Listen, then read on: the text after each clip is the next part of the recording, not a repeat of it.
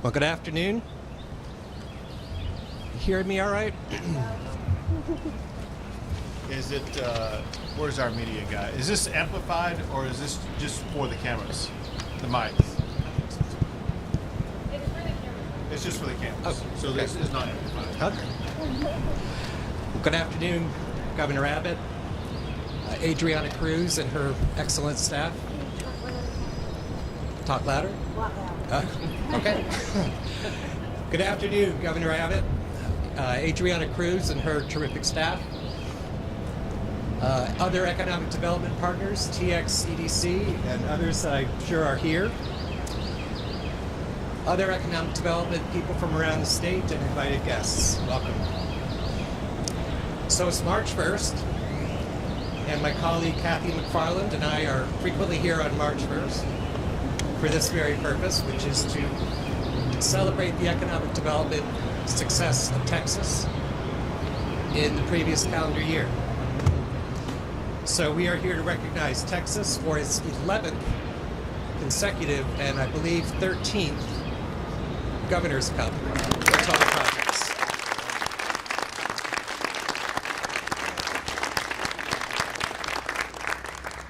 Governor, I'm going to go ahead and give you the cup right now, Okay. and we'll place it there.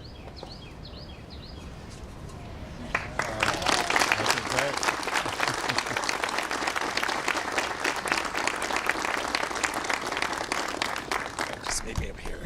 Good.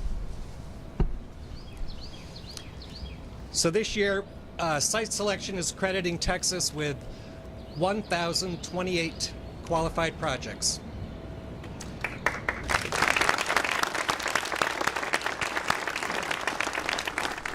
Which, by the way, is more than twice the number of the second winning state for total projects.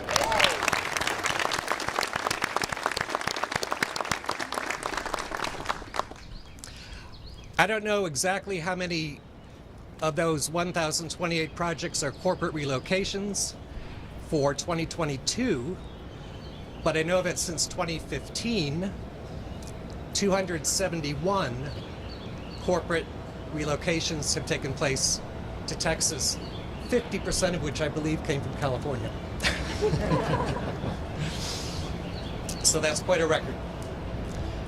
You know, this time of year, I have the privilege as editor of interviewing governors, including Governor Abbott and Governor Laura Kelly of Kansas, the other Governor's Cup winner for this year again. And I want to thank them, and I recently interviewed Governor Andy Beshear of Kentucky. And I really want to give the governors credit for giving others credit. To a person, they consistently give credit to their general assemblies, who give them the tools to make these deals possible. Apex in Kansas, TEF here in Texas. And they give credit to state and local and regional leaders who help bring in that number of projects. We at Site Selection know that it takes a lot of people to win over 1,000 projects. So good job on that. Speaking of local leaders or local metros, I'd like to share with you a couple other results.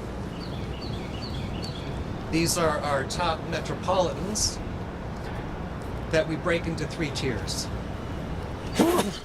So the top tier is metros with over 1 million people, and I'm pleased to tell you that 3 Texas metros made the top 10 list. That's Dallas, Fort Worth, Arlington at number 2, Houston, the Woodlands, Sugar Land at number 3, and Austin, Round Rock at number 7. And this is for total projects. In our Tier 3, which is communities of fewer than 200,000, Sherman-Denison placed 6th for 2022. Over to the per capita side, Tier 1, right here, Austin, Round Rock, number 1 for per capita. Number 2, Dallas, Fort Worth, Arlington. In our middle tier of 200,000 to 1 million population, Waco came in at 9th. And finally, in our Tier 3, fewer than 200,000, Sherman-Denison again finished 6th.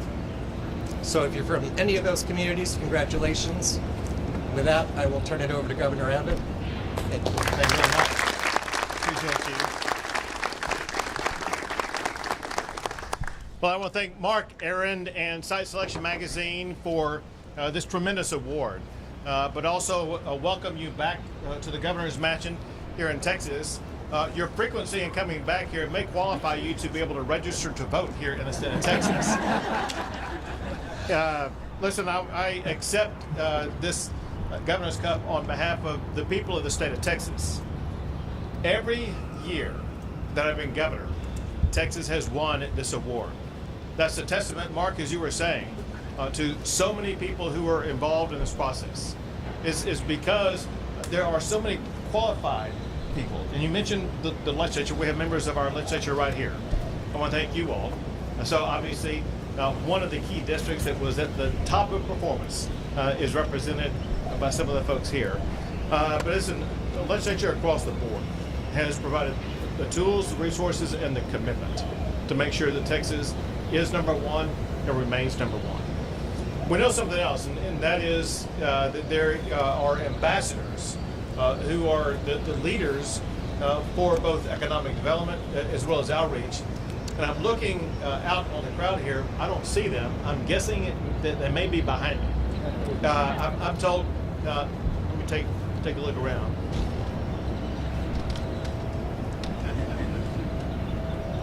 I was looking for John Scott and Jane Nelson. All right. Well, I'll thank him anyway. Don't have to be present to win. So I wanted to, we have ambassadors. It's the Secretary of State for the state of Texas.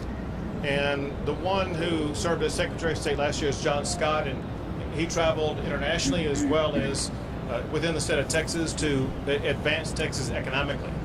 And we have a new Secretary of State this year, Jane Nelson, former senator for the state of Texas, and she will be doing the very same thing in the role of Secretary of State. We also know very well that awards like this really are the fruit of the hard work that is put in by local officials. It could be local elected officials, local economic development professionals, local chambers of commerce. We often see these deals bubble up from those levels, and the tireless ongoing work by these officials is what really leads to so many of these projects that actually got us above the 1,000 mark for qualifying projects this year. And of course, I want to thank Adriana Cruz and her team at the Governor's Office of Economic Development and Tourism. Adriana Cruz is the very best of the best when it comes to economic development. And it shows with the results. But most importantly, obviously, we want to thank the businesses, the business CEOs and business leaders who make the decisions to either come to Texas or to expand in Texas. They're the ones who are working with us. They're the ones who create the jobs. They're the ones who expand their enterprises in ways that not only help their businesses be more successful, but also help Texas be more successful. Together, we are making Texas the economic envy of the United States of America. You know, the word peerless is a word that can rarely be used, because rarely is someone or something peerless. There's always peers that can challenge that peer. Peerless is something that few achieve. Texas repeats it now for 11 years in a row. Mark, we have a challenge ahead of us, and that is, I see a table over there full of governor's cups. I see a table over here full of governor's cups. It's time for Texas to get another table to start lining up more governor's cups.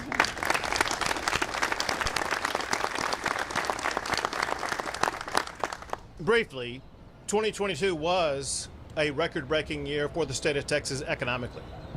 The state of Texas ranked number one in the United States for the most new jobs added, adding more than 650,000 new jobs, growing also at the fastest rate of any state in the United States. A record number of Texans have a job today. In fact, more Texans have a job than 46 states have population. And as you pointed out, Texas has gained more than 270 corporate headquarters that have moved here since I was first elected. In this past year, Texas became home to more Fortune 500 company headquarters than any other state in the United States of America.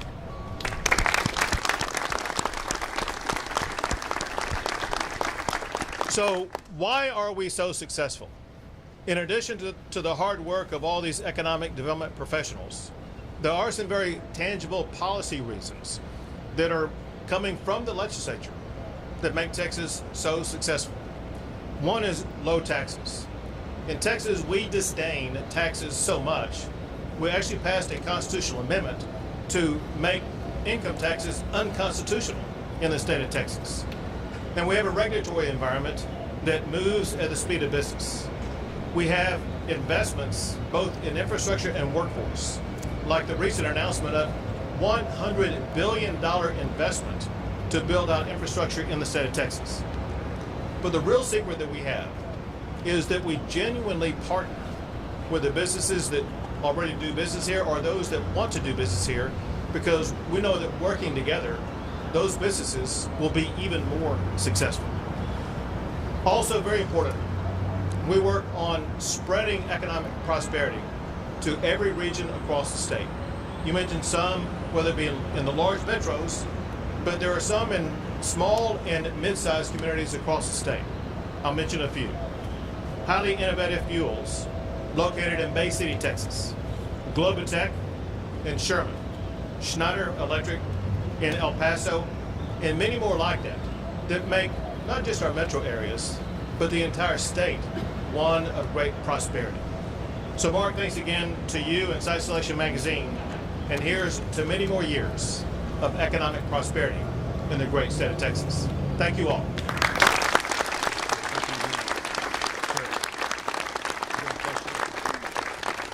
A few questions.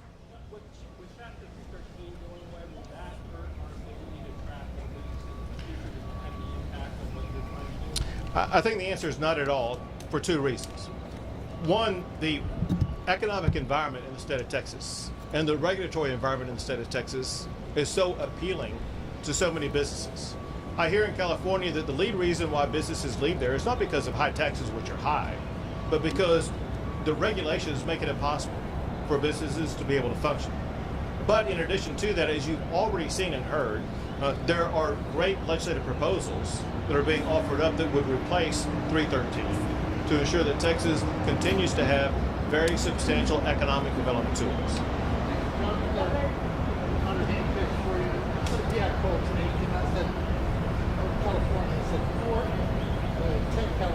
If we could afford it, we'll be Is that a representation of you, or you want California? So Texas is able to attract people from across the country just because of the way we do business. And we expect to be able to continue to do that because we will continue the policies that make it affordable and successful for businesses and individuals to operate here. Governor, Go ahead. has the highest number of adults and children without health insurance in the country. How should the state be tackling that in this legislative session? Listen, there are a lot of solutions that have been put on the table during the early part of the session, and what we need to do is to go through each of them and figure out which solutions will lead to the best results. Two more questions. Chapter 313, do you see House Bill 5 that was just listed as one of Speaker Freeland's priorities, also the Texas Jobs and Security Act? Do you see that as being something that would be a good supplement to continue some of the benefits of the Chapter 313 bill? So I will say that it is an innovative approach to providing economic development incentives that focus strategically on ways that will not only attract businesses, but also will improve the future of Texas. So that's one potential idea, and there will be others. Governor, last question. On that bill, one of the big differences with that and we're inspired, it seems not to include global projects. Is that something you support, or would you like to see that included? I support it not providing economic incentives for renewables. And understand this, there's, as I understand it, there's already federal incentives for renewable projects, and those will continue to be allowed. As it concerns especially energy and power and the power grid, our focus is on dispatchable power to make sure that we will have the needed dispatchable power to provide reliable electricity to everybody in the state. Thanks, everyone. Thank you very much.